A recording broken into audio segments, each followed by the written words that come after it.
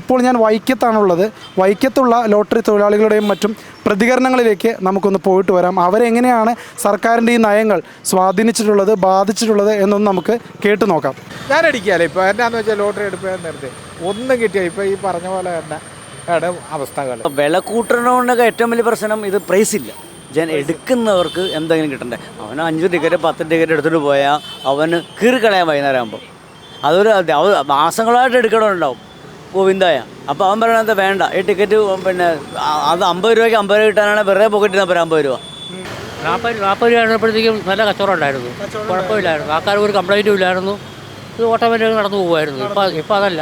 ഇപ്പം നമുക്ക് പ്രതീക്ഷയില്ല, കച്ചവടത്തിലൊരു പ്രതീക്ഷയില്ല. രാവിലെ ഇറങ്ങിക്കഴിഞ്ഞാൽ തീർന്നു, ഇല്ലെങ്കിൽ ഇല്ല, അത്രേ ഉള്ളൂ.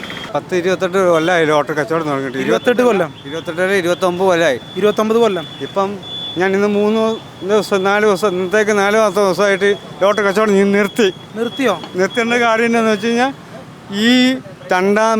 ഈ മാസം 2-ാം തീയതി തൊട്ട് 50 രൂപയുടെ ടിക്കറ്റ് ആക്കിയിട്ട് ഈ ഒരു 50 ഒരു 100 എനിക്ക് അടിച്ചിട്ടുള്ളൂ. ടിക്കറ്റ് കാണണം, മിച്ചം വന്ന ടിക്കറ്റ് കാണണം.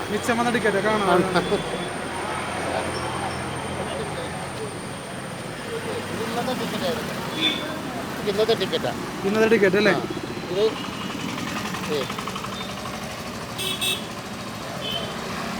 ഓരോ ദിവസവും ടിക്കറ്റ് മിച്ചം വന്നതുണ്ടോ?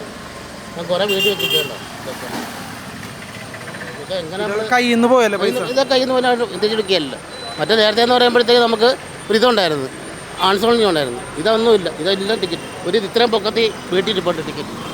എന്നിട്ട് ബാർബർ ഷാപ്പിൽ കൊടുക്കും ഈ ടിക്കറ്റ് മുഴുവൻ. അവർക്ക് ഡ്രൈവ് ചെയ്യുമ്പോഴത്തേക്ക് പിച്ചാത്തി വയ്ക്കാനായിട്ട് മിച്ചപ്പന ടിക്കറ്റ്. ഇത് വഴിയിട്ട് ഞാനത് വിൽക്കാൻ തുടങ്ങിയിട്ടേ 8 വർഷമായി. 8 വർഷത്തിൽ ഇത്രയും കഷ്ടപ്പാട് വന്നിട്ടുണ്ടോ?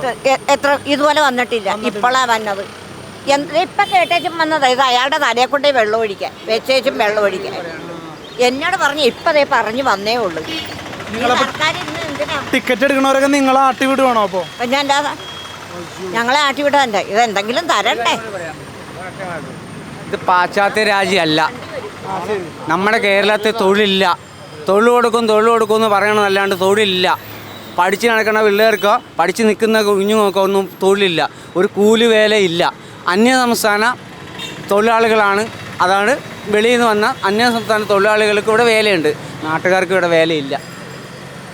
അപ്പം ഞങ്ങൾ പോലെയുള്ള ആൾക്കാർക്ക് ജീവിക്കാൻ തീർത്തും ബുദ്ധിമുട്ടായിരിക്കും.